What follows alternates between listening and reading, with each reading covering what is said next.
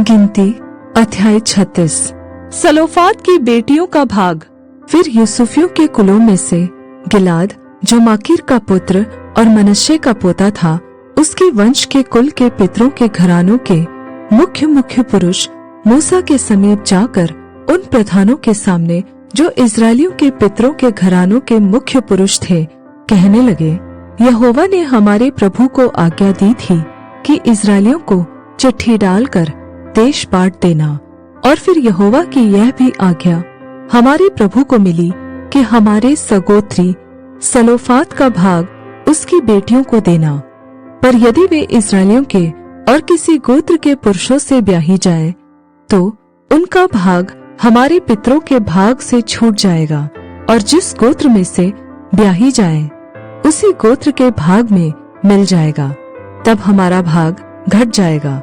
और जब इस्राएलियों की जुबली होगी, तब जिस गोत्र में वे ब्याही जाए उसके भाग में उनका भाग पक्की रीति से मिल जाएगा, और वह हमारे पितरों के गोत्र के भाग से सदा के लिए छूट जाएगा। तब यहोवा से आज्ञा पाकर मूसा ने इस्राएलियों से कहा, यूसुफियों के गोत्री ठीक कहते हैं।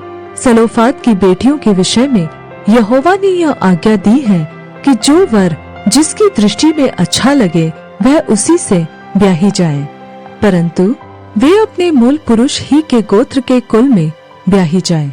और इस्राएलियों के किसी गोत्र का भाग दूसरे के गोत्र के भाग में न मिलने पाए।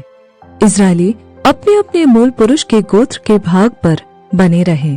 और इस्राएलियों के किसी गोत्र में किसी की बेटी हो जो भाग पाने वाली हो, वह अपने ही मूल पुरुष के गोत्र के किसी पुरुष से ब्याही जाए, इसलिए कि इस्राएली अपने अपने मूल पुरुष के भाग के अधिकारी रहे। किसी गोत्र का भाग दूसरे गोत्र के भाग में मिलने न पाए। इस्राएलियों के एक एक गोत्र के लोग अपने अपने भाग पर बने रहे। यहोवा की आज्ञा के अनुसार जो उसने मूसा को दी, सलोफाद की बेटियों ने किया, अर्थात महला, तिर्सा, होगला, मिल्का और नोवा, जो सलोफाद की बेटियां थी, उन्होंने अपने चचेरे भाइयों से ब्याह किया। वे यूसुफ के पुत्र मनश्शे के वंश के कुलों में ब्याही गई, और उनका भाग उनके मूल पुरुष के कुल के गोत्र के अधिकार में बना रहा। जो आज्ञाएं और नियम यहोवा ने मोआब के अराबा में यरीहो के पास की यरदन नदी के तट पर मूसा के द्वारा इस्राएलियों को दिए, वे ये ही हैं।